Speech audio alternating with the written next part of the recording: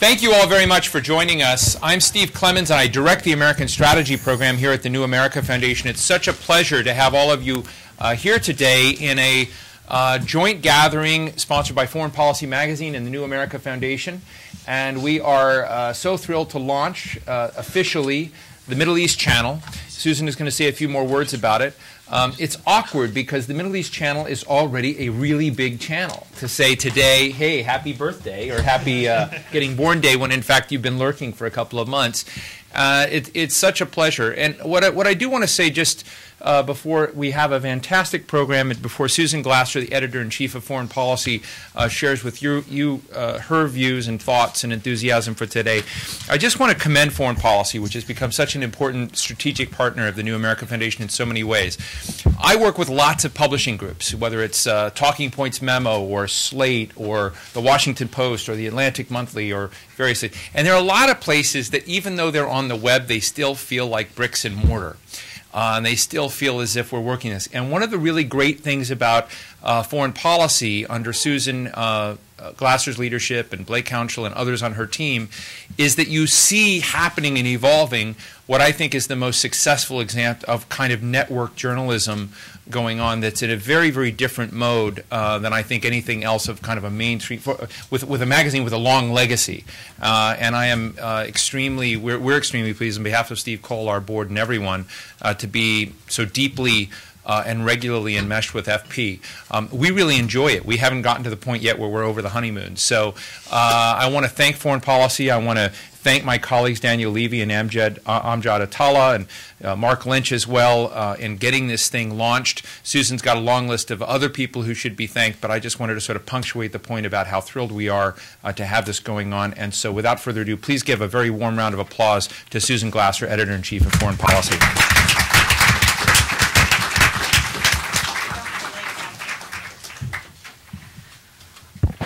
Well, as you can probably tell, New America has turned out to be the world's greatest landlords, and we are also not over the honeymoon. It's that wonderful, sort of coinciding of interest, I think, that, pretty much everything that we've started to do at Foreign Policy and foreignpolicy.com over the last year since we've been cohabitating with New America, we seem to want to find ourselves in a partnership of some kind with them. And I don't know of any other relationship like that, and we're just thrilled to have such an incredible, energetic wellspring of ideas and intellectual entrepreneurs in our midst, and so we're pretty much determined to find ways of making that work for both of us. And the Middle East Channel, as Steve mentioned, is the latest exciting new iteration of that, which we're very excited to launch today. And as he also mentioned, it's even more exciting to launch something that you've already been doing for 2 months, so you're pretty sure it's going to work.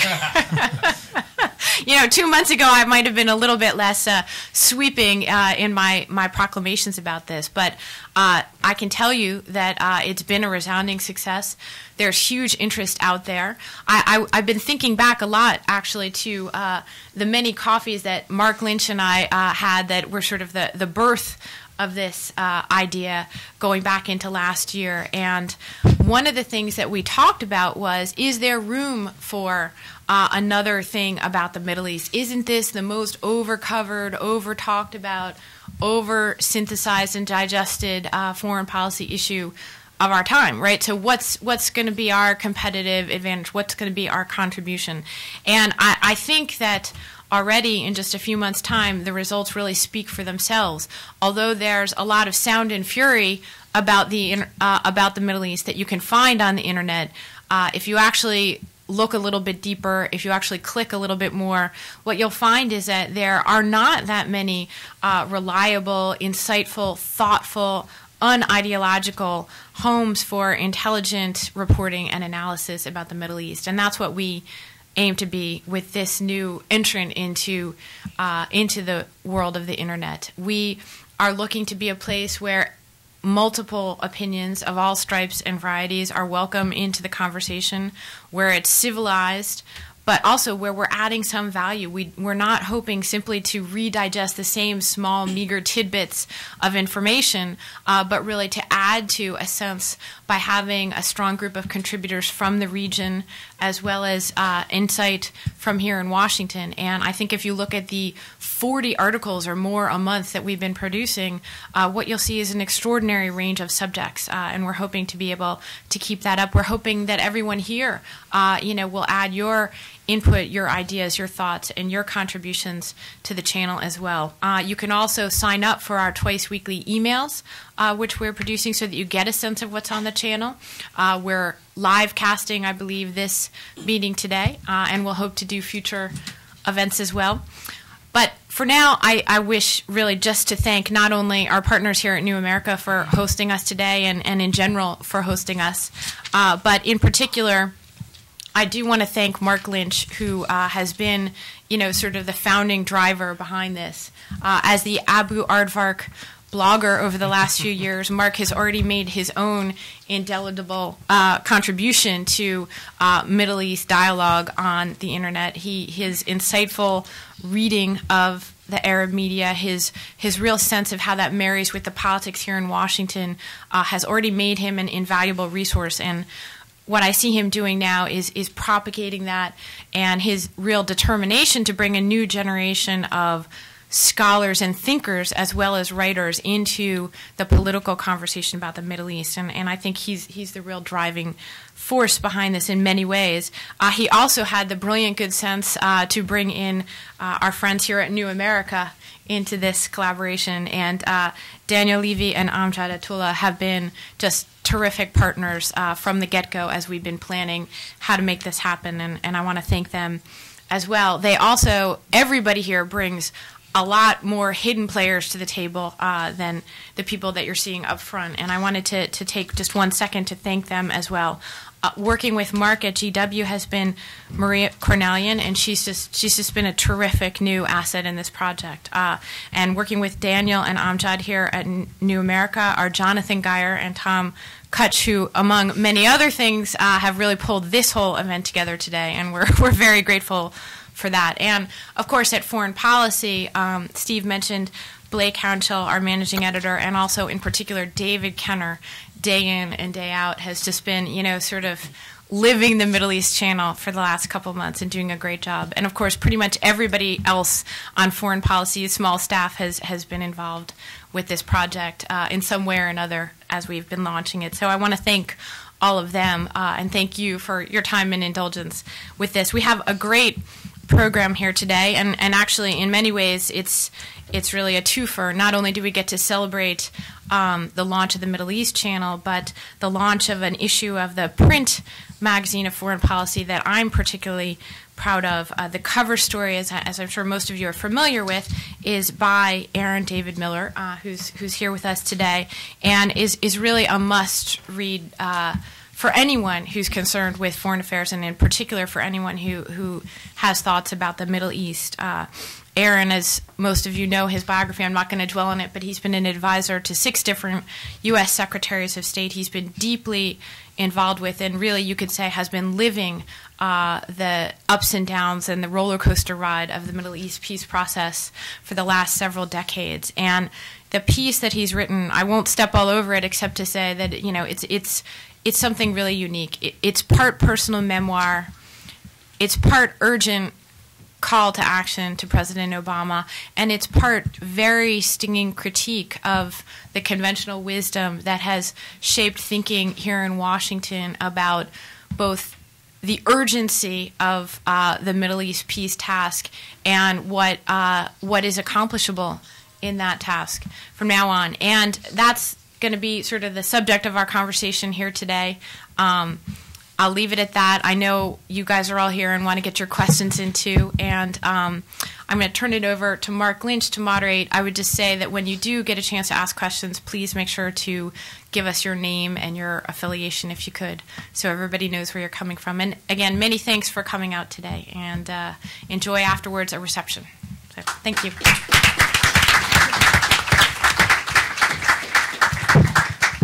Well, thank you, Susan, for that kind introduction. Susan basically took everything that I was going to say, so in the interest of getting to the interesting stuff, I'll just not say it. But I do want to thank our program assistants as well. And thank you, Susan, for remembering to thank Maria, Tom, John, and David for the incredible work they've been doing.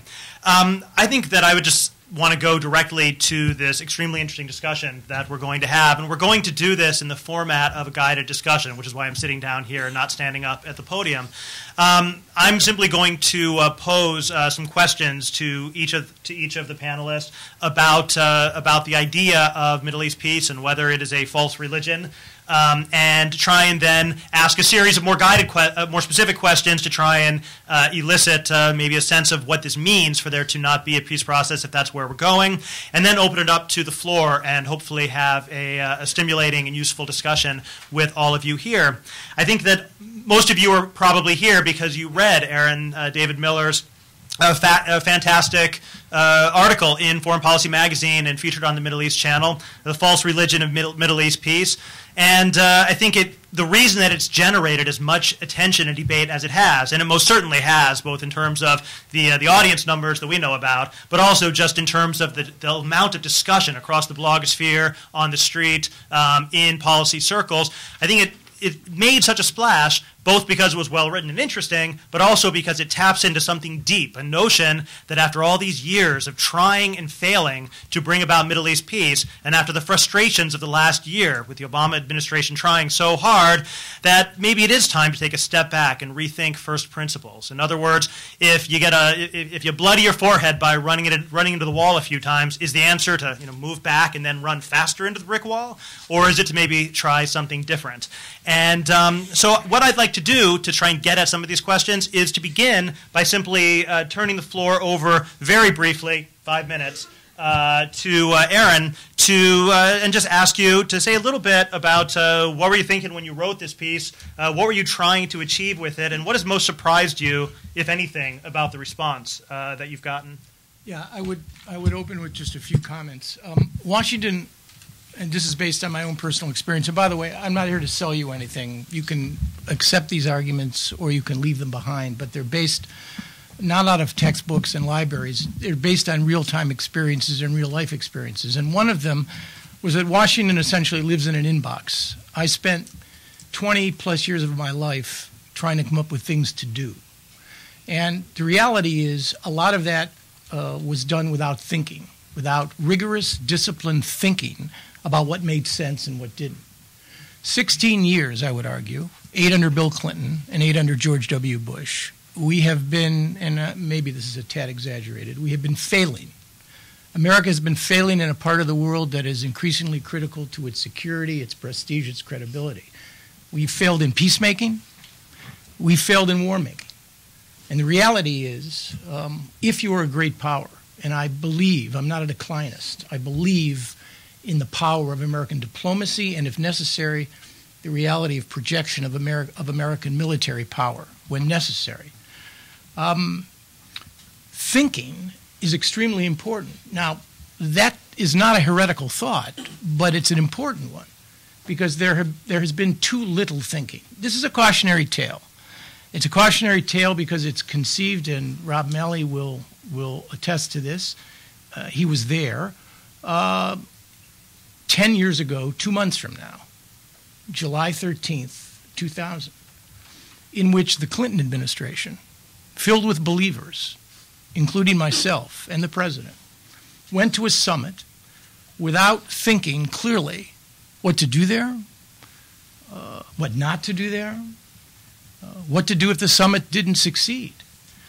And it was done based on a very compelling, quintessentially American piece of philosophy, which I bought into. For 20-plus years I bought into it, which is essentially trying and failing is better than not trying at all. How could anybody disagree with such a compelling piece of life's philosophy? My friend Tom Friedman argues, you can't win the lottery if you don't buy a ticket. And the reality is that's a good life's lesson. Get in the game, try, work. America isn't a potted plant. We have to act, we have to do. So this piece, which took a long time to evolve, I started my career as an intelligence analyst in INR as Dr. No.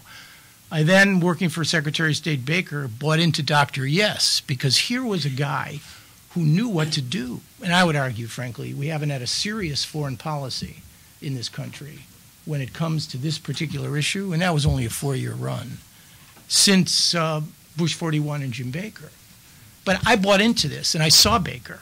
I saw what it means to have a consequential Secretary of State backed up by a president. I saw what it means to walk into a room when the interlocutors are not comfortably situated at the back of their chairs wondering, what they're going to have for dinner or what they're going to do tomorrow, but they're up here like this, wondering, waiting, worrying about what this American Secretary of State wants. This was a moment, and it didn't last very long. But my attitude, Dr. Yes, we can do it, just keep the process going, keep trying and failing is better than not trying. I'll extend it through the Clinton years. And then it became Dr. No, Dr. Yes, Dr. Maybe. This piece, I would argue, is south of maybe with respect to the Arab-Israeli issue. So that's the origins of the piece. My friend Rob Malley warned me that if I wrote something like this, I would lose complete and utter control of it. And that's precisely what's happened. I watched the reactions. I just got back from 3 weeks in Beirut, Damascus, and Jerusalem and Ramallah. And it's amazing, from the Prime Minister of Israel to the Prime Minister of Palestine to just about everybody. Everyone has a different reaction to this piece.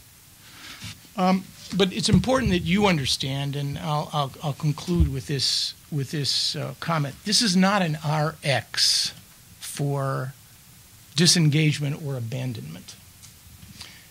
This article deals with the articles of faith that I believe deeply in, which constructed what I call a reverential logic chain, which comprised the false religion of Middle East peace. This is not a rejection of the subject of peacemaking or whether or not America should be involved in it. That's an important distinction, because those who have hijacked it and used it for their own purposes have essentially concluded, well, you see, I told you so. Here's some guy, he believed in this once, he finally understands we're right. And that was not my intention. Last comment. We face a conundrum with respect to Israeli-Palestinian peace, and it is my point of departure. It remains my point of departure. It is a new article of faith. I didn't renounce one religion in order to embrace another without thinking. But this conundrum is, I can't figure out how to fix it. And it is this. Two mutually irreconcilable realities are headed at the moment on a collision course. One is you have a potentially transformative president who's laid the predicate for ambitious American engagement on the Israeli-Palestinian issue. Why? It's unclear. It really is unclear. It may well be that he knows, he understands, he intuits that 8 years from now, assuming he's a two-term president, there will be no more Israeli-Palestinian two-state solution available. He does not want to be the president on whose watch it expires. He's a wartime president with a Nobel Peace Prize. What that tells me is that he wants to leave a wartime president, which is exactly what he is. 3 wars, Afghanistan, Iraq, and the realities of another attack against the continent of the United States. This is Barack Obama's world. He wants to leave behind something truly consequential. I would argue to you, this is the issue. That's the first reality. Second reality, however, and I will choose my words very carefully because I do not want anyone misinterpreting what I'm about to say. My 2 colleagues here know, because I've recited it to them for a long time now, the prospects in my mind of a conflict-ending agreement, I want to be very clear here, a conflict-ending agreement in which Israelis and Palestinians address the 4 core issues which drive their conflict, Jerusalem, border, security, and refugees, to the satisfaction of both, with an end state in which normal human beings like you and me would describe as finality of claims, no more claims to be adjudicated, no more irredenta to be pursued. We don't love each other. It'll take generations for that. But my conflict with you and yours with me is over. The prospects of that, in my judgment, as I look at this world and live in it, is almost unimaginable, given the moving parts, the weakness of the leaders, the large gaps, and the realities of the region today. Reconciling this conundrum is the challenge for American policy. I don't have an answer to this. And an honest man or woman would be hard-pressed to come up and develop an answer. I'm not happy about it. I don't do this out of any source of pleasure or satisfaction. But it needs to be confronted before we go one more time into the trying and failing is better than not having tried at all, because it took a decade for the Israeli-Palestinian relationship, which is still broken, bloodied, and battered, as a consequence of the 10 years between the failure of Camp David and now, to become marginally functional. What are the prospects and the implications and consequences of going into the breach one more time and not succeeding? That is what I worry about. All right, thanks, Aaron. I'm going to turn now to Rob Malley. What did you think when you read this essay for the 16th time? Well, I don't even know when I first read it, because I got to confess, Aaron is one of my closest and dearest friends. So before I read it, I had heard it maybe 40 times, and so I can't quite remember the first time. But I'll start by saying this: I think the message that Aaron is conveying is one that not only I agree with, I've been trying to say in my own maybe less dramatic way, which is we have to learn the lessons of the past, and we can't keep on doing what we've done and which has failed for the last 17, 18 years under all kinds of configurations. You can't say, well, it's because the U.S. hasn't been involved. It has been. You can't say because you didn't have a strong Palestinian leader. You have had. You can't say because the Arab countries haven't been involved. They have been with the Arab Peace Initiative. So it's not like there's just one piece missing. And I was very worried when, or I was hoping that the Obama administration, when it came in, wouldn't simply fall for the illusion that because the Bush administration did the wrong thing poorly, that somehow they could do it well. We had to go back to basics and question some of the fundamental assumptions. So I do think in that sense that Aaron has rendered an important and an inestimable service that we need, we all need to go through time and time again, because for those of us who've been in government, it's not something that you do reflexively. You don't sort of sit down and say, well, today I'm going to question the assumptions that have been behind the administration policy for the last year. You just go about doing your business. And I think some of the questions he asks, and again, some of them have been troubling me for some time, some of the issues that he raises are truly valid. I mean, the question about what would the impact of a peace settlement be? I'm sure we're going to get into this more in detail, but I think it's dangerous to oversell the impact of anything. It may still be the right thing to do, but the notion that the U.S. will significantly weaken antipathy and hostility towards itself by reaching a peace agreement is true, but not entirely. For many people in the Middle East, it would only exacerbate and intensify feelings of hostility, because the U.S. would have been viewed as liquidating the Palestinian cause, because the settlement that the U.S. will be behind is not one that's going to please a large number of Muslims and Arabs. So let's not fall for the illusion that suddenly people are going to say, even on this issue, that the U.S. is doing the right thing. I also think that we have to, as a veteran of Camp David, as Aaron painfully reminded me, we have to bear in mind that there is a cost to trying to do something big and then failing. It did have a very profound cost. I think we're living those costs and suffering them to this day. I believe, too, that we have to question the utility of bilateral negotiations, the notion that somehow Israelis and Palestinians, by sitting at the table, can actually resolve their conflict. Again, we've seen the movie for many, many years, and they simply haven't been able to do it, and I'm not sure what would change it if we simply try again, try harder, try better. And finally, I also would agree, although I might not have said it quite in the same way that Aaron did, that we have to question whether today, given the situation in Israel and in Palestine, and what I would consider a historic turning of the page of the Palestinian national movement, but also evolutions in Israel, whether the conditions are ripe for the kind of conflict and the agreement that we've been aiming for since the Oslo agreement. But the question is whether having said all that and questioned all that, whether we go all the way now, whether it's all the way to where Aaron is or all the way to where the people who've read Aaron's piece have taken it. And I very much appreciate the distinction between what one writes and how one interprets what one writes. But I think if you want to go as far as the interpretation that has now become the dominant interpretation of what Aaron says, you have to believe certain things. You have to believe that there's not a considerable cost, a very considerable cost, to not resolving the Israeli-Palestinian conflict for American interest, whether it's in terms of its image, whether it's in terms of its ability to do other things, whether it's in terms of the consequences in other countries in the region for a festering conflict over the years. You have to believe that the status quo between Israelis and Palestinians is in some way sustainable, and that even if you find some way to ameliorate things, that it's not going to over time create both perhaps violence on the ground, but also a tectonic shift in the possibilities of what one could do between Israelis and Palestinians. I think you also would have to believe a third thing, which is that because a situation isn't ripe, there's not much that the U.S. can do to ripen it. I think there's a big difference between saying a situation isn't ripe and therefore the U.S. can't right now put a plan on the table, which I think would be a big mistake because the reception in the region and beyond would not be what we expect it to be.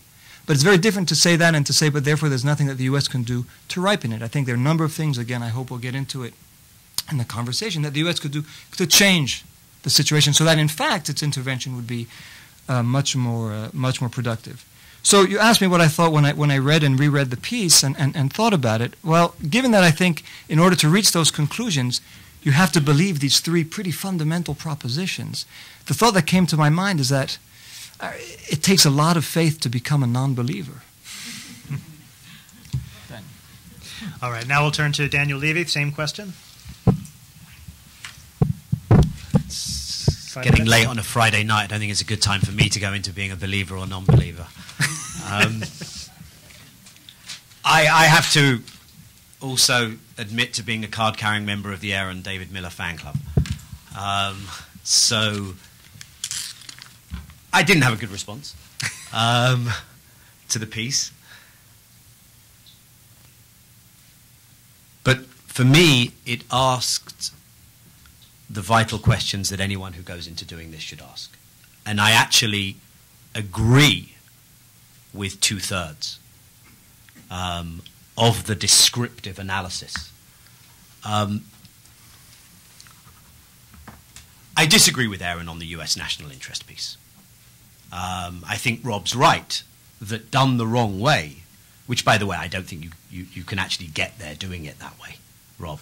I think if there's sufficient Palestinian-Arab opposition, that will overwhelm the ability of the Israelis to go along with it. They'll dodge it. And so that's, for me, not one of the more worrying outcomes, that this actually exacerbates America's position, because I think that you simply won't have an outcome if you go about it that way.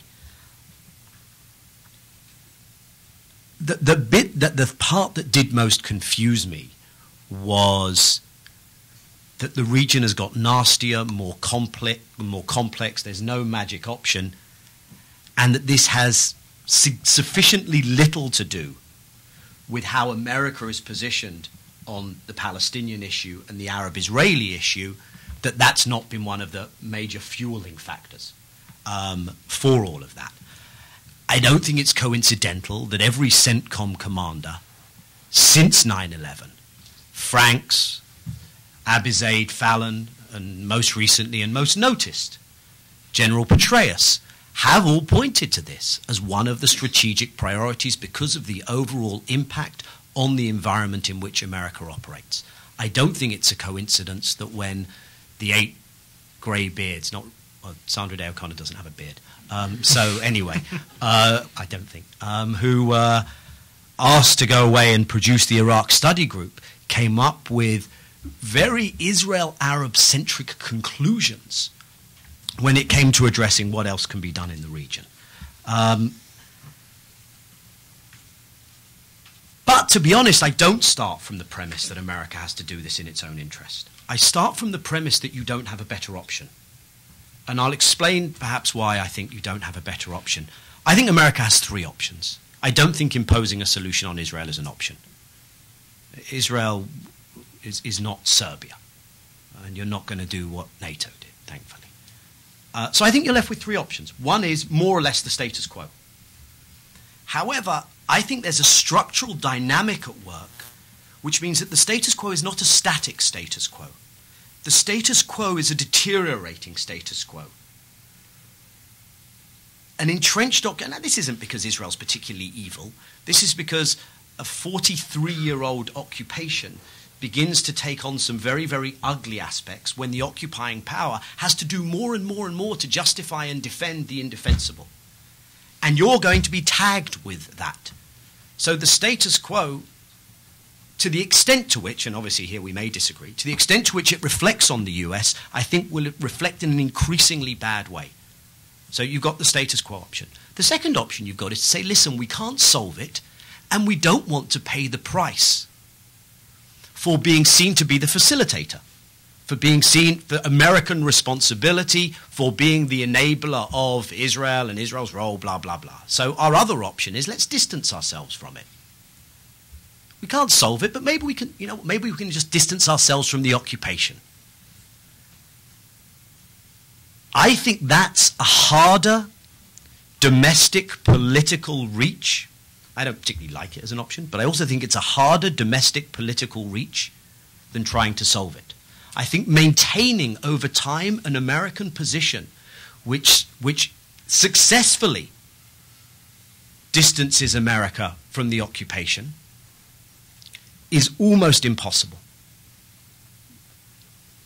So I think the best bet is to try and resolve this, but, and here's where I think the piece is very, very challenging, I don't get it. I don't get when you're almost 2 decades into this, as you suggested, when in that 2 decades the Palestinian national movement has collapsed, the one significant event that happened in terms of withdrawal from Gaza happened outside of the context of the peace process. The Israeli peace camp has collapsed. The historical national leader on the Palestinian side has passed away, etc., etc. That we're still trying to go about doing it the same way. We still look at these two parties. We think we can bring them together to the negotiations. And here I agree with Aaron. I'm not sure there can be, maybe with a more caution, I'm not sure there can be a conflict ending. End of all claims, finality of all claims. I'm pretty damn sure that we shouldn't be going after a kind of Begin-Sadat historic reconciliation, great handshake moment. Even a Rabin-Arafat handshake moment. I'll go even further. I'm not sure peace should actually be the goal. Now, peace is still, I'm still going to use it as a convenient shorthand description of the urgency of a two-state outcome. But we may be better off if we look at this more as facilitation of deoccupation.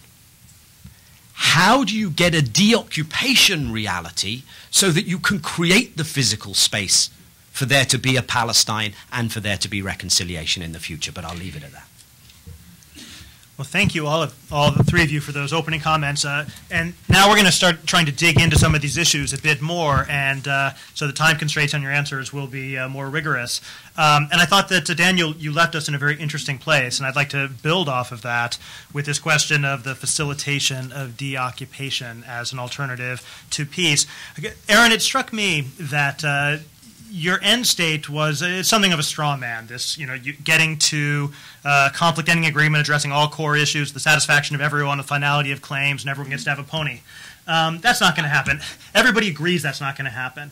But I think what Daniel is talking about is the prospect of something less, but which might actually reflect the most core, basic interests of all sides and the protection of American national interests. So I want to push you a little bit, and Daniel and Rob also, to think about the possibility or the prospects of pursuing something less than this end-of-conflict final agreement, and what the United States could usefully do at this particular historical juncture, given the fact that President Obama has already gone all in in the sense of committing American presidential prestige and significant portions of political capital, and so therefore walking away carries significant costs as well. So maybe you would have told him on January 20th, 2008, or whatever it was, I lose track, 2009, from doing this, but now that he's done it, where do we go from here?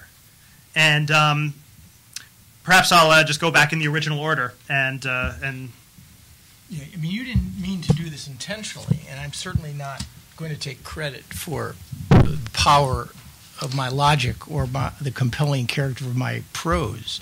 But you've already seeded the ground. You've already now defined the problem on my terms. And I, because clarity and honesty is really important to me these days, would argue don't do that yet. I mean, you have, because first of all, the age of interim. You got three approaches to the Arab-Israeli issue. You have the interim game, which I would argue is more or less run its course. You've got the negotiation game to get a two-state solution, which addresses, forget conflict ending for a moment, which addresses borders, security, Jerusalem, and refugees. And you have the historical game, which is essentially leave this to the forces of history, the demographic argument, the disintegration of the Palestinian national movement, polarization in Israel, certain regional actors whose stature will be increased. Those are the three games. Now, you can't cede to me the field by arguing so quickly that unless I've really convinced you that the conflict ending solution is over. I mean, and that's basically what you've done. You now want a to-do, which is something less than conflict ending. And, Susan and I agreed that one of the merits of this piece would not be to come up with, and I can't tell you how many times I've written them, and Rob has written them almost as many times, the next steps memo. I mean, the reality is, and this is part of the conundrum. You have a situation in which the Oslo process, as heroic as it was, driven by larger-than-life personas and a problem they couldn't resolve, played the interim game out with tremendous destruction and devastation. On the eve of the Camp David summit, July of 2000, Arafat and Barak were nowhere near in the frame of mind that they needed to be to go for anything of real substance. Mistrust, lack of confidence, broken promises. That interim game is very difficult to play again without finding a link to a next step. And I would argue Daniel's point is absolutely right, which is deoccupation through, we used to call it a third further redeployment. That is to say, deal with borders, deal with security, cede to the Palestinian Authority large areas of Area C, but also maintain a negotiation on the other core issues. Because I don't think you can sustain a process anymore, which is bottom-up interim, without creating the hope and expectation that there also will be top-down. And the problem that the administration is creating for itself, including, Daniel, the vital national security trope, which they have gone well beyond publicly what previous administrations have said about this issue. They are creating a box, because if it is truly a vital national security interest of the United States, if American men and women deployed are in harm's way and their lives are being jeopardized by an unresolved Palestinian issue, well, any American president must draw the logical conclusion from his own narrative. So if the disease is systemic and potentially terminal, then a leave and or Advil is not enough. And that, in my judgment, lays the predicate for a big mistake, a big mistake. So find a third way. That I think is the challenge. The third way should be focused on territory, which gets you to borders, which gets you to settlements, it also gets you to Jerusalem. So you're going to have to use some pretty artful language to try to figure out how to get something going that's sustainable and credible. That would be my response. Daniel? Look, breaking news, I'm not American. I can analyze what I think an American interest might be, but in the interest of full disclosure, I'm not so worried at one level of that boxing in, because my passion is trying to secure Israel when I wear my activist hat. And what I see is devastating in terms of the Israeli realities. And part of the rigorous thinking that needs to take place and that I see missing is like, hello, wake up to the Israeli political realities. If you're the Israeli Prime Minister, and whether you're an enthusiastic deoccupier or a reluctant deoccupier, you know that any kind of deoccupier is going to have an enormous political fight on their hands to do anything meaningful. Israel has a population of just under 7.5 million. 500,000 of them live beyond the Green Line, in East Jerusalem, in the West Bank, in occupied territories.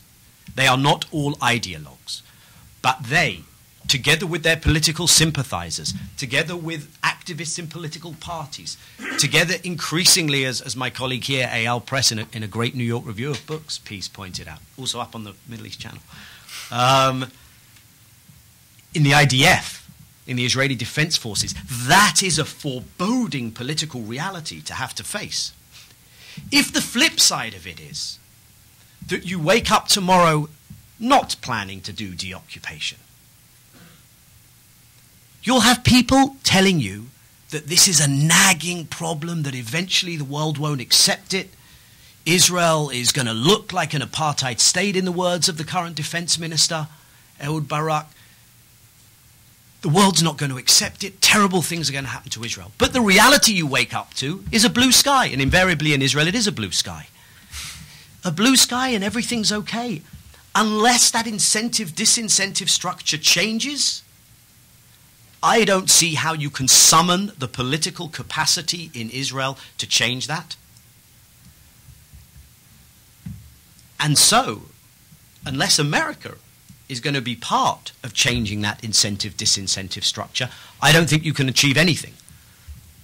And if you go into this not having an answer to what do you do the day after when you call for a comprehensive settlement freeze and Israel says no, if you have no answer to that question, don't make that call.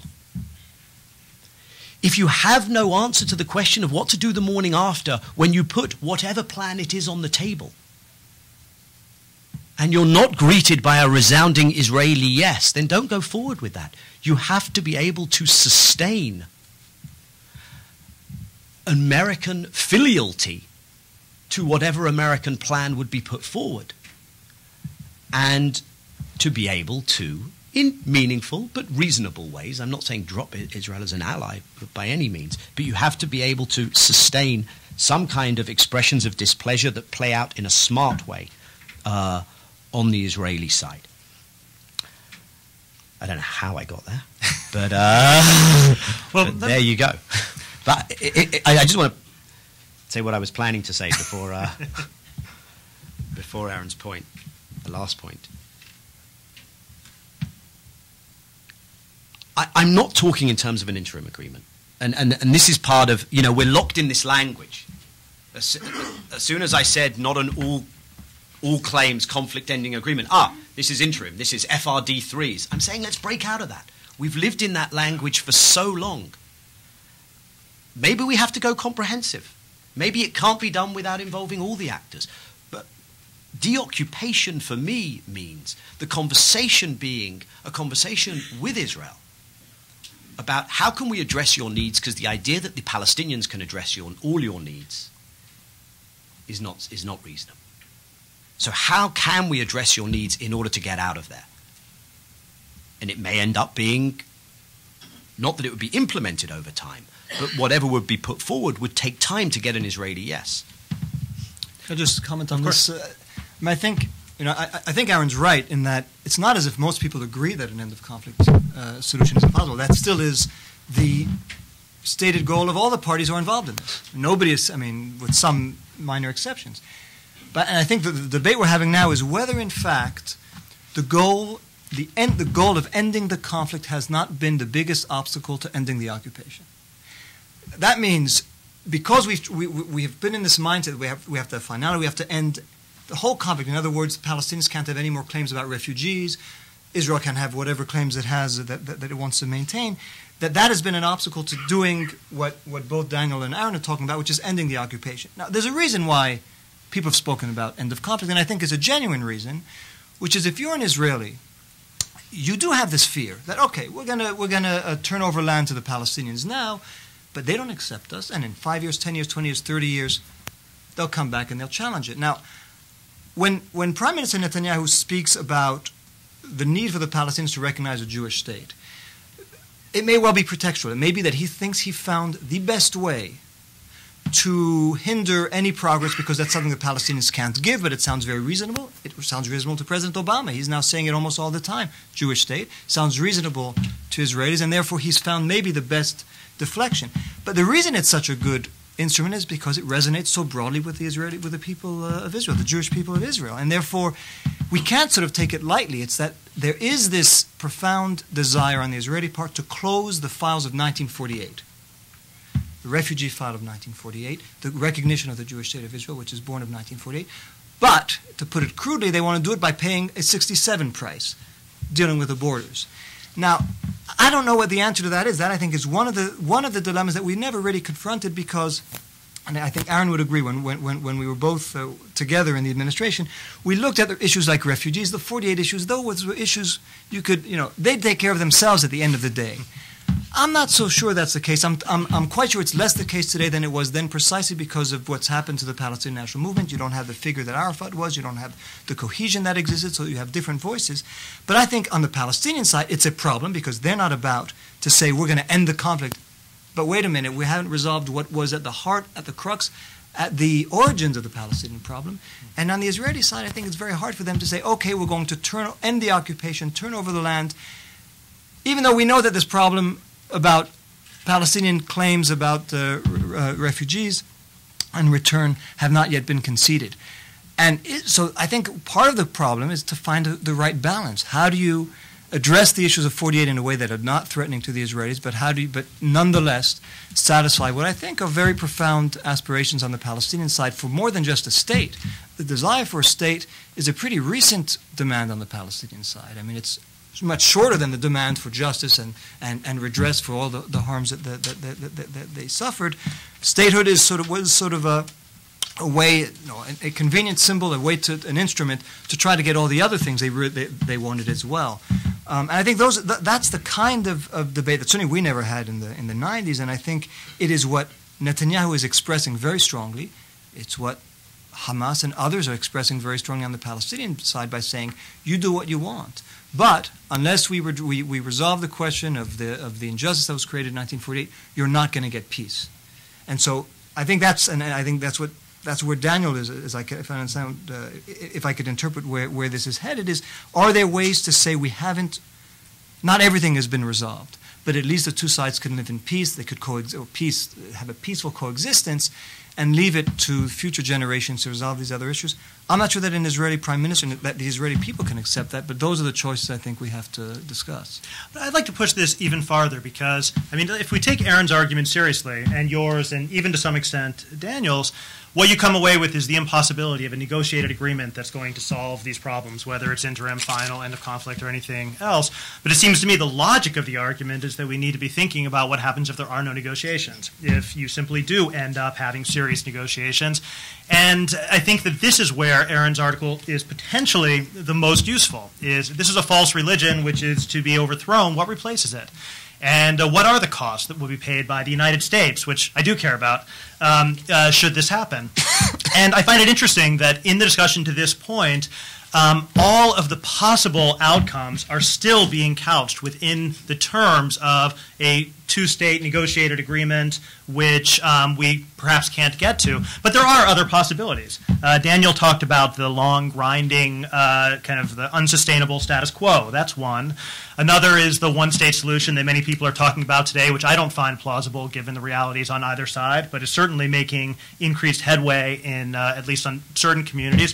And then there's the possibility of a simple Israeli unilateral disengagement, as they did with Gaza, where they simply say, forget about peace negotiations. We're not going to negotiate Jerusalem refugees because there is no final status, end of conflict agreement available. We'll just do what we need to do, withdraw to the wall, and let the Palestinians fend for themselves.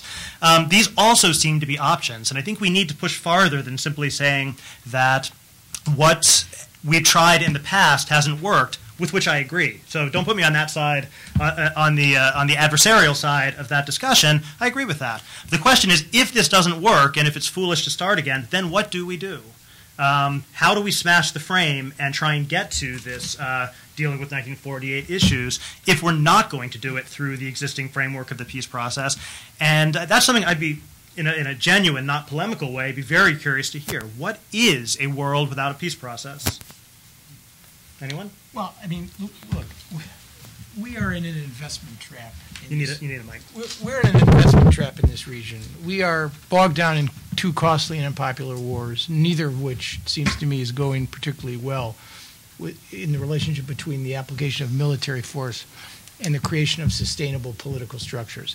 We're in the process of trying to contain a nation state which is driven by a profound sense of entitlement on one hand and insecurity on the other from crossing the nuclear threshold. That's likely to fail.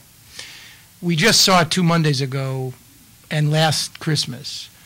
We dodged 2 bullets, one in Detroit and one in Times Square.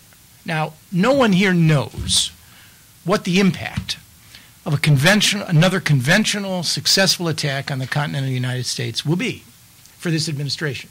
George W. Bush had one, September 11, and there was not another one in 8 years.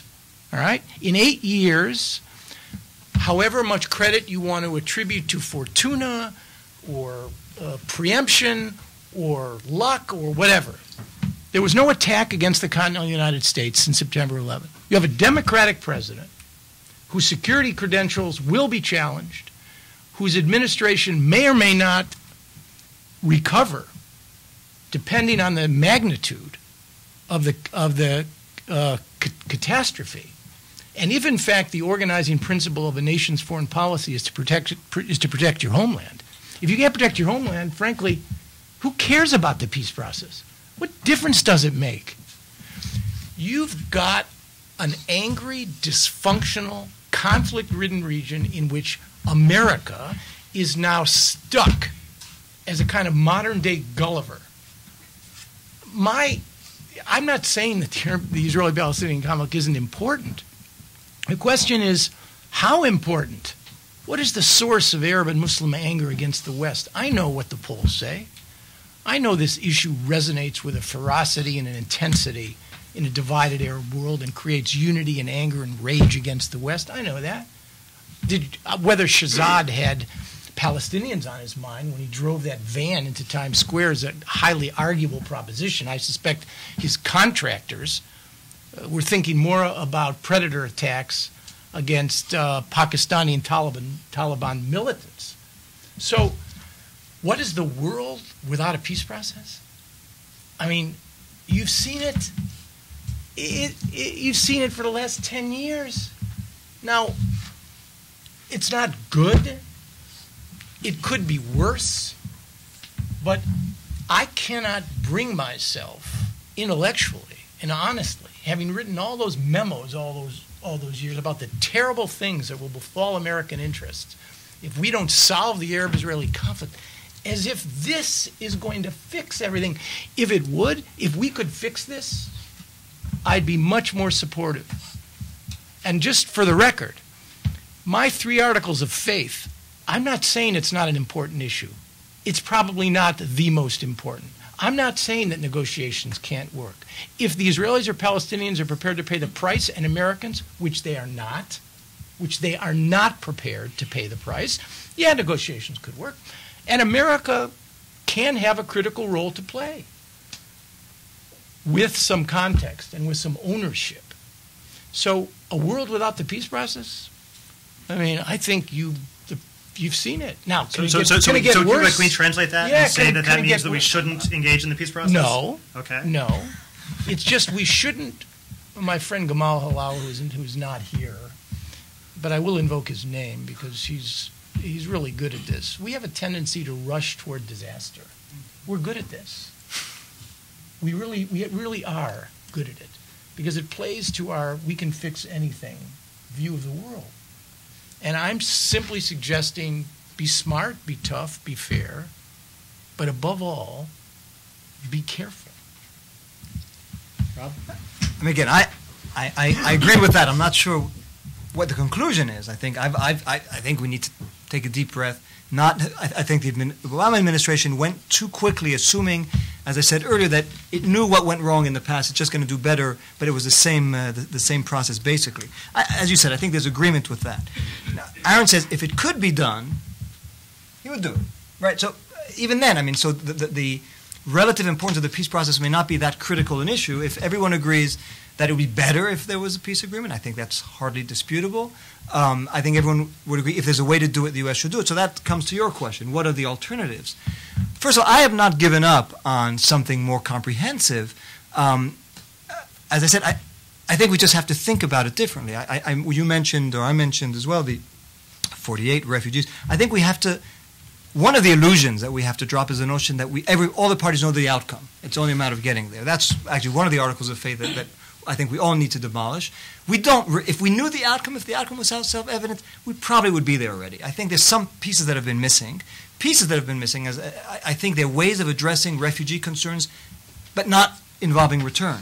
Some way to validate and to vindicate, the suffering of the last decades and to show their attachment to the land that they lost. And likewise, there may well be ways to validate the Jewish attachment to all the land without perpetuating the occupation. I think that's the challenge, and I think we have to think about that more. But it also means dealing with some of the parties who've been the most mobilized, who could do the most to support the process, but we've done the least to try to bring in. Refugees, the diaspora, the Islamists, the settlers, the right-wing constituencies. We can't make a peace process between two narrow constituencies. So I think there are different things we could do, even if you still want to try to find this comprehensive agreement. I think we have to change the regional climate.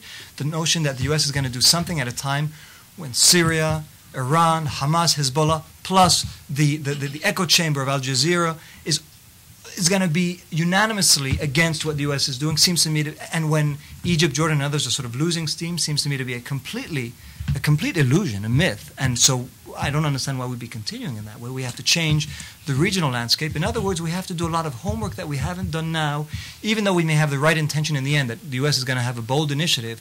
But if the bold initiative is not preceded by efforts to pave the way for it, I think then we are rushing towards disaster, as Aaron said. So I think that's still one option. I think that, there are others. I think the notion of a unilateral disengagement, if I were now sitting and trying to advise the Israeli Prime Minister, faced with the conundrum that Aaron described, I would be whispering into his ear, you need to do something like Sharon, which will not only gain time, which will make the Palestinians then have to deal for years with what they're going to do with those parts of the territory that they have.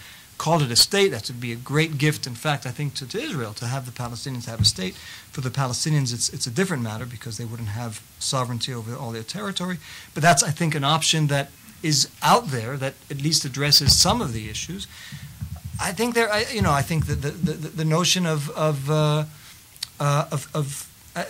even something in between, which is a end of the occupation but without the end of the conflict. I think those are all questions that the administration, but it's hard to do it when you're in office, needs to think about because, and as I said, even if they want to go for what we went for the last 17 years, they have to think about it differently, not only because it didn't work, but also because the conditions in the region have changed dramatically since we first ventured into this.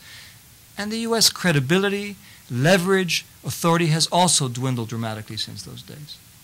Daniel? I don't know about a world without a peace process. I'm definitely willing to sign up for a World Cup without a peace process. If we can suspend everything from June 11th to July 11th, I'd be very happy.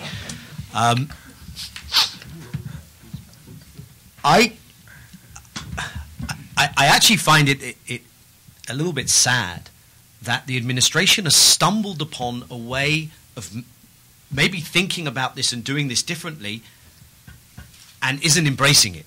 What do I mean by that? I think you can achieve more in back-to-back talks with the respective parties, and I'd have back-to-back talks with the Arab side as well.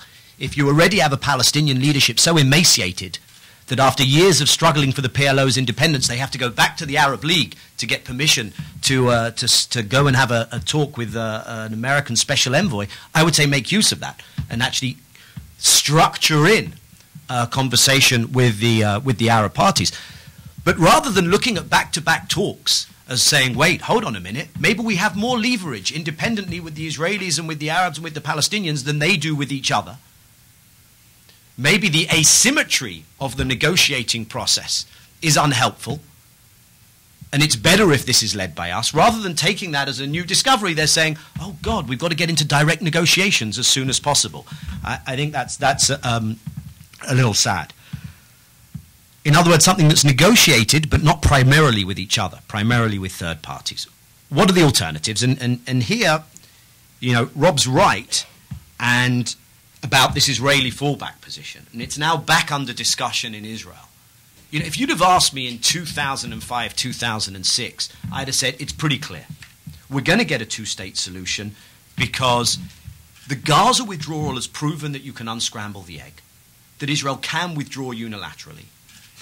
Israel's building a separation barrier, and that spatial, physical logic, once you have a physical barrier in place, that what's on the other side of the barrier is clearly not going to be Israel, even if it's constructed in the wrong place and it's caused terrible suffering for the Palestinian communities most affected by the routing and the land confiscations of that barriers. Even with all of that, you'd say, okay, now Israelis are going to see every day that there's one side and then there's something which has a barrier between it and Israel. And if there are still Israelis on the other side of that barrier, that anathema will eventually be taken care of. 5 years later, I'm not so sure at all. In fact, the sustainability of settlements and settlement entrenchment and expansion on the other side of the separation barrier is a phenomenon that we really have to think about.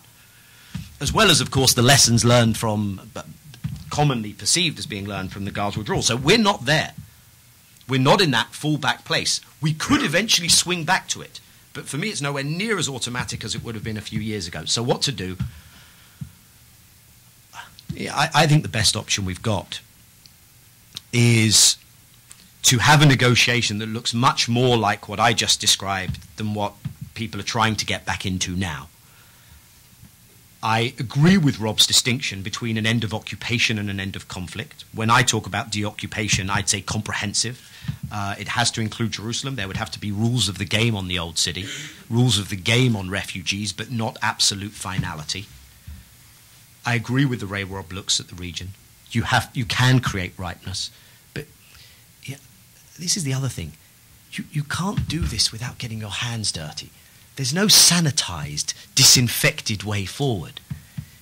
You're going to have to get into the ick of people you don't want to have to be dealing with, whether directly or indirectly. I think if something eminently reasonable is put in front of the Israeli public, and the sounds they hear from the region sound more like yes than no, distinctly more like yes than no.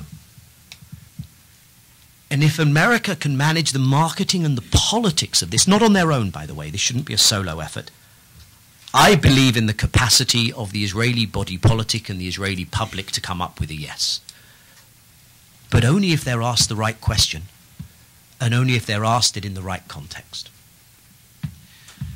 All right, we are going to now, I think, take some questions from the floor. Anyone have a mic back there? Okay.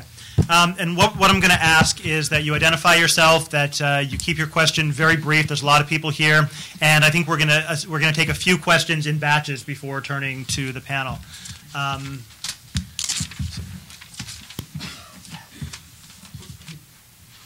here in the second row.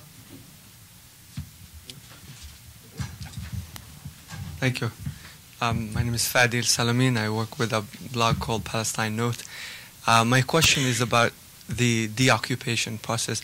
How much of what you're describing is similar to what Salam Fayyad is trying to do now? Okay, ma'am?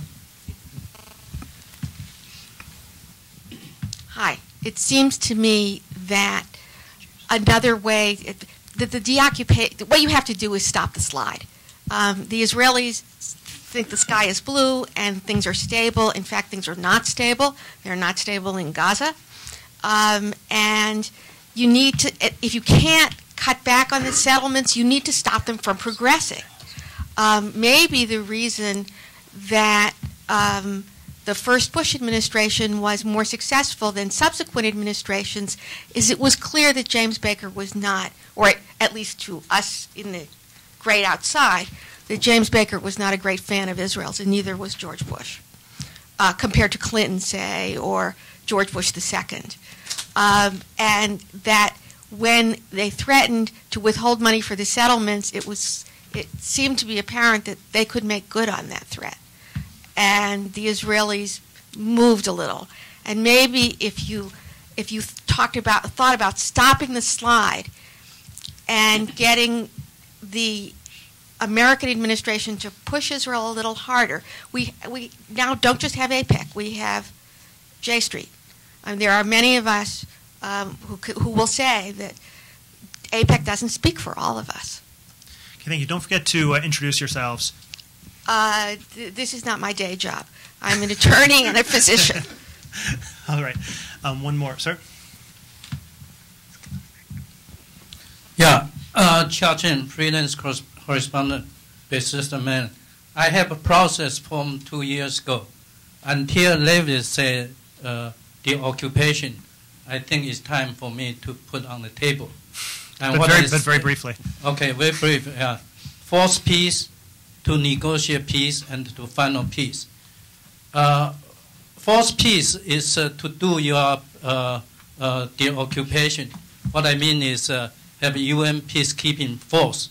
I think this also now your Western mind meet my Eastern mind. So peace force, I think, is do by the Chinese force and U.S. force. Thank you. Okay, thank you. Anyone want to take any of those? Fadi, it's really good to see you. It's been a while. I don't think there's a precedent in modern history for a people negotiating its way out of an occupation and building institutions at the same time, particularly when it's fundamentally divided into two Palestinian national movements with two different sets of security services and two different geographic polities. I think what Daniel may be talking about, deconfliction, deoccupation, is quite different than what it may be two halves of the same whole. Fayyad's talking about capacity building.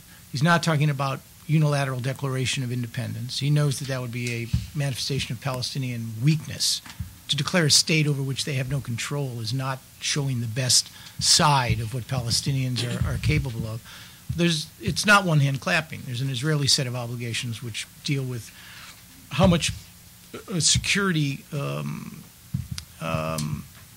authority are they willing to concede? Are they willing to withdraw from Area A? What are they going to do about checkpoints, land confiscation, bypass roads? There's a whole set of Israeli responsibilities that, in the right circumstances, could be mutually compatible with what Fayyad is doing. It may well be that that's, if there was some measure of trust and confidence between the Prime Minister and Abu Mazen, and we weren't now directly in the middle, arguably that might be an approach. Just one additional comment, your comment on this. Baker had two things that Obama doesn't have. Well, first of all, there is no Jim Baker. Let's make that clear. But Baker was talking about a 3-day peace conference in Madrid. And a peace conference, I might add, made in heaven for an Israeli prime minister, even Yitzhak Shamir, who fell asleep during the peace conference and left early. And Baker had Assad. Baker had leverage, not just punitive, not just punishment. You want to do this? You need honey and you need vinegar, okay? That's what you need. And above all, you need to have the prospects of being able to actually succeed. It's not pro-Israeli Jewish domestic politics that will sway or not sway an American president from acting. It is, can I, the president, succeed? That's the issue. If you can demonstrate that, then you can get a president engaged. But I think the situations now are very different. There is no equivalent to Hafiz Assad. And we're not talking about a 3-day peace conference in Madrid. We're talking about the big enchilada, the crown jewels. I mean, the ultimate prize, which has eluded every administration. So the circumstances are quite different. Last comment, fighting with the Israelis, as I point out, is an inevitable occupational reality. Anybody who succeeds in this business fights with the Israelis. Kissinger, Carter, Baker, they all fought with the Israelis. The question is, will the fight be worthwhile? The fight over settlements is not worthwhile. It's a dog's lunch. It's already proven in spades to be not the right focus for this administration. Even they realize it. So now it's don't ask, don't tell, and they've cobbled together a kind of a kabuki theater with the Israelis to manage this issue, which is exactly what they've done. Jim? Fan of Israel, not fan. I mean, my preference would be a fan of Israel in the White House. What I prefer is honesty, and I don't think you even being a fan, I think you can also be honest. And honestly, I mean, people think there's lots of things that America owes Israel in this relationship, and I agree. But I think one of them is honesty, and part of the relationship, and it's something that Aaron often talks about, is that it's based on a certain shared set of values. And that's something we're losing a little too rapidly. And I'd argue that it's a structural reality of entrenched occupation. Israel right now don't look good, not because the Israel project isn't doing enough PR and hasbara and not running enough ads. Israel don't look good because the policies ain't that good. And the longer we go on, the more transparent that will become. And that's what threatens things. And that's the honesty that I'm looking for, to explain why this is also so much in the Israeli interest. Right. International Forces, there's a great new study by CNAS, to which Marc is a contributor, the Center for New American Security, which looks at options for international forces as part of a two-state arrangement, which has some interesting material in it. Just a quick comment on Fadi's question.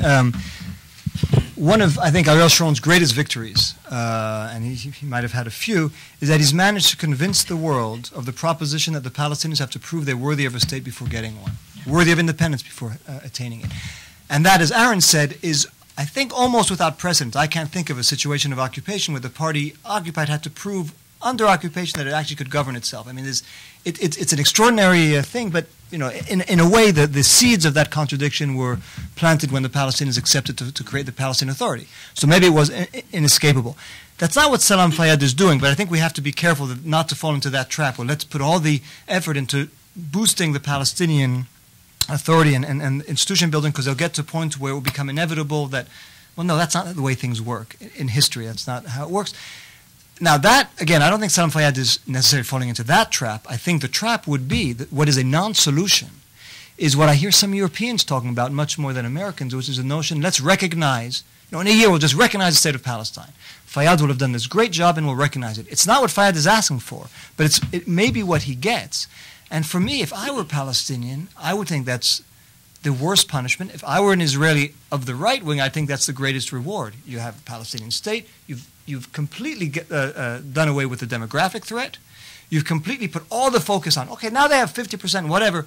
Let them show that they could really, now that they even have a state there in the UN, let them show that they can build their state, they could govern themselves. And the other issues, the final borders, the refugees of Jerusalem, they have a playground in which to play now. So my argument, even though it's a progressive thing to say now in Europe, recognition of a Palestinian state in a year and a half, I think that would be a cop-out that would have more damaging impact than not doing it. Just one, since Daniel brought up the study of the international force, just the only thing I would say is that I think it only makes sense. I think it's only a good idea under very specific conditions, and that's only if you have the full buy-in of all the parties, including the settlers and including Hamas. And if you send them in as a counterinsurgency mission to try and suppress Hamas, it's a recipe for disaster. So in order to get there, you would have to do what Rob was talking about, which is to engage those elements that the peace processors generally prefer not to engage. Let's take a few more questions. Sir?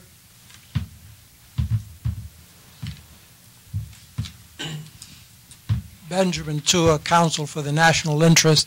This is primarily for Daniel Levy.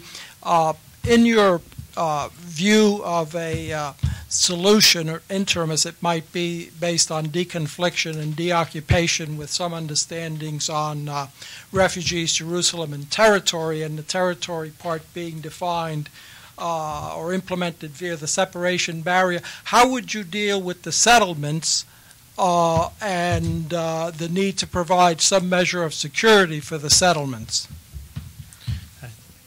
Here in the front.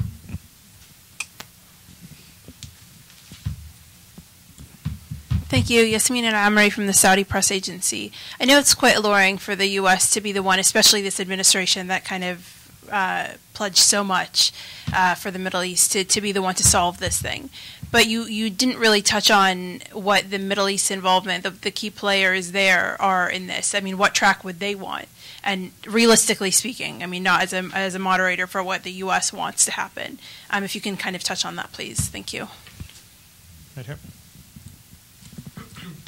Faraz Rawi from the American Task Force on Palestine. I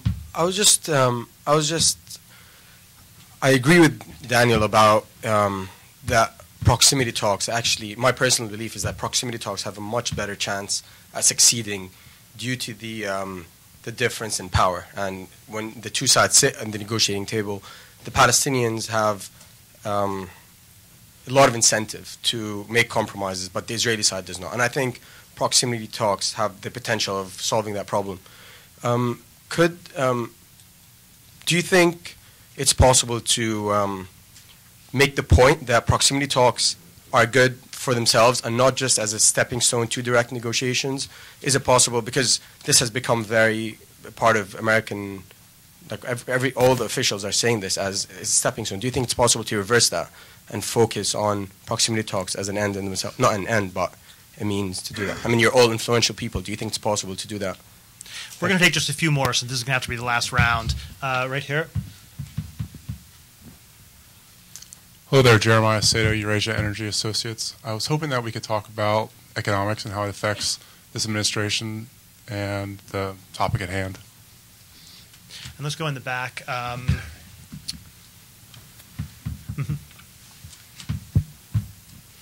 Hello. Jason Pack with the U.S.-Libya Business Association, and I thank you for the notion of false belief, but I think two of them arose today.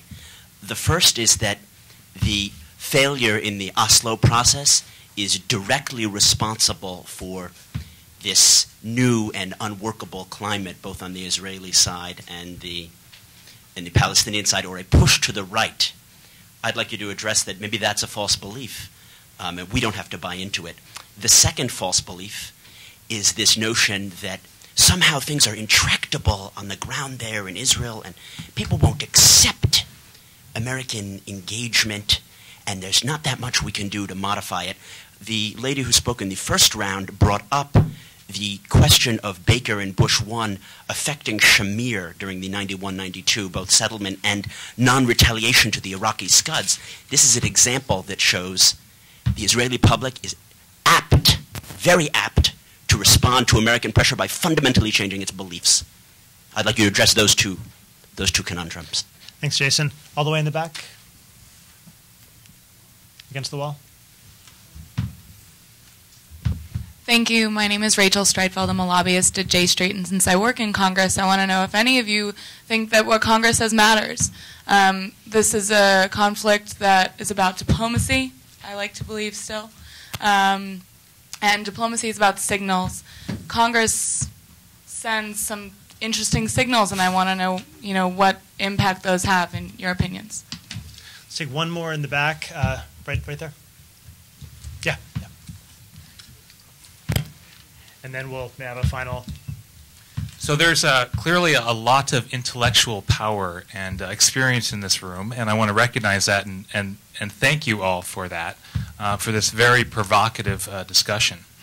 And to the extent that we have been beating our head for the last 20 years trying to find a viable solution, or, debate whether or not a solution is possible, I heard, Mr. Miller, you mentioned a couple times the importance of trust.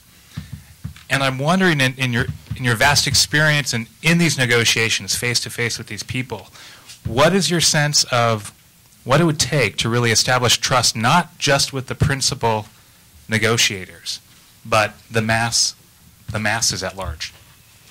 Okay, let's go in reverse order. Daniel, why don't you go first? I think we're going to have to divide these up if we're going to. You want to take whatever. Take what you want and say any final words you want to say.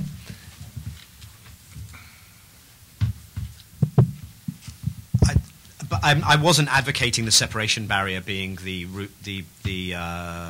territorial dispensation for deoccupation. That would have to be the 67 lines with modifications. I don't believe that it can be the exact 67 lines, taking into account especially the settlement reality, but in a context of a one-to-one land swap, it has to be 100% of the territory.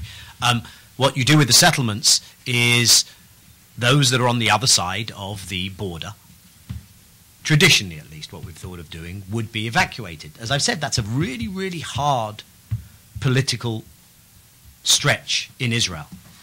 But I think you can create the circumstances under which there's an Israeli leadership that would be ready to do that, and an Israeli public that would be ready to back that.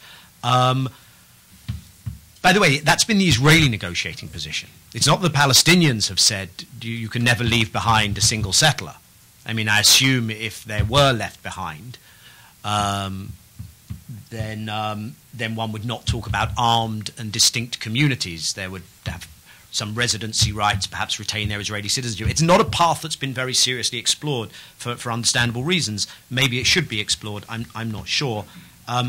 I think the Israeli public does, by and large, trust the United States. I think there are some woefully inaccurate and cooked up numbers around in terms of how President Obama is viewed by the Israeli public. We ourselves did a poll and found that his standings, without having done an awful lot actually to speak out to the Israeli public, his numbers are rather good. Certainly his Secretary of State has a great standing. The last two presidents also could be part of such an effort. So I think that trust on the Israeli side, at least, with the public, I think largely exists.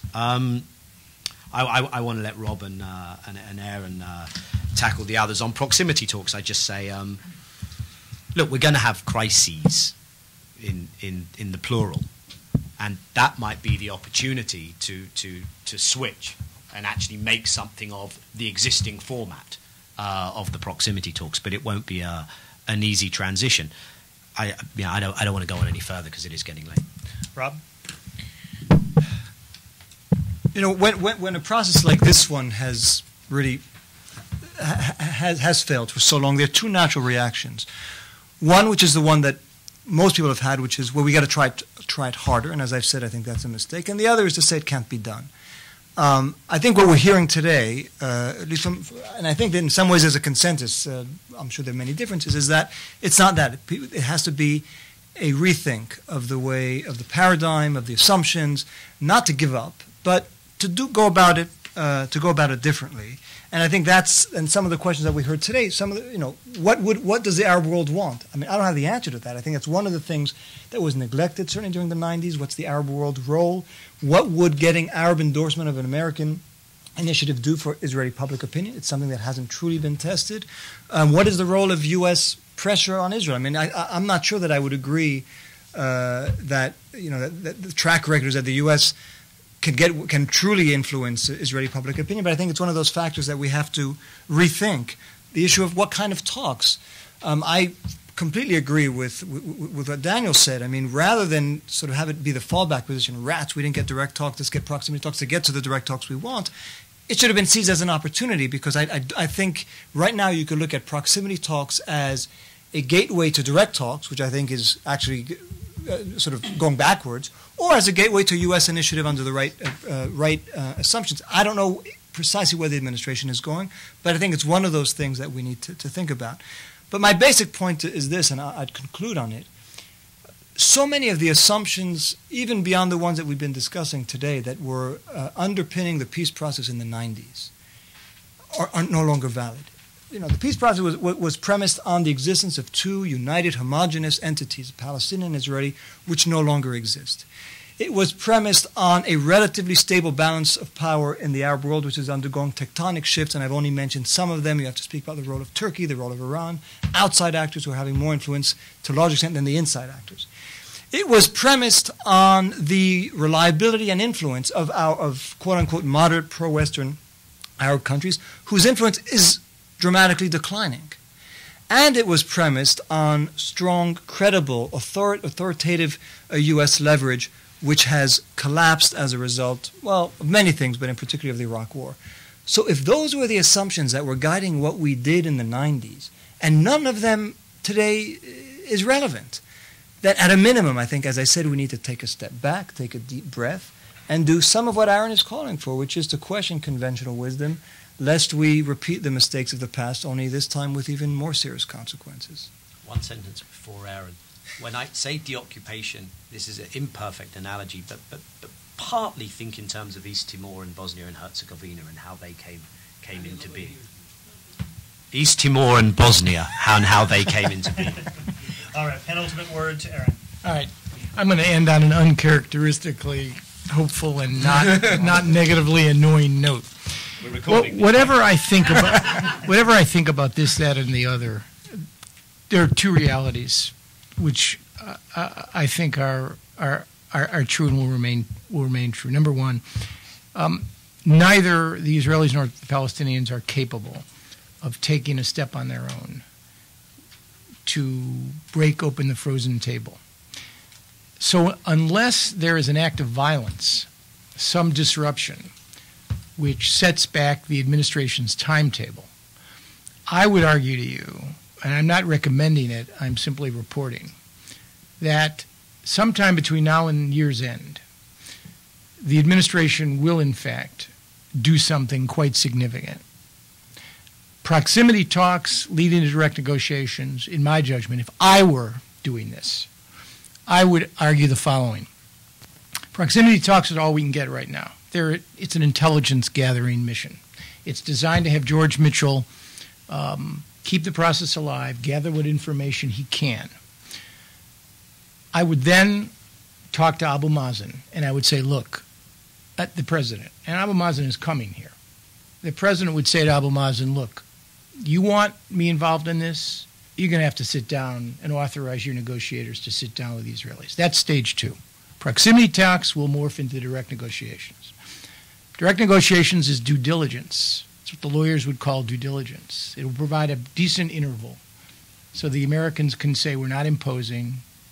Proximity talks have run their course. Direct negotiations have run their course. Now it's time for an American initiative. The only tactical decision, it seems to me, is whether you do it this side of the midterms or the other side. Because September, 2 clocks will tick down. The 4-month deadline on proximity talks will conclude, and the 10-month settlement freeze will conclude. The natural juxtaposition, and it all will occur against the backdrop of the UN General Assembly, which is a primordial clock, which serves to energize American. No, I know, Rob, you agree, because we've done this so many times. That's the question. And who knows? Maybe on the fundamental assumption about which I question, that is to say, can an American president substitute his own sense of urgency and leadership for the absence of urgency, ownership, and partnership in the region? I think not. But that is the proposition that this president is about to test. I will close with one final comment. Jack Kennedy, the first and last president who ever had an impact on me emotionally. I was 12 when he was murdered. described himself as an idealist without illusion. That's where we should be. That's where I am. I'm not going to give up on the prospects that this thing can be done, but no more illusions about the degree of difficulty, how important this will be to a dysfunctional, angry Middle East, and how much we can do it for them. Idealism without illusion. Thank you very much. All right, you heard it here.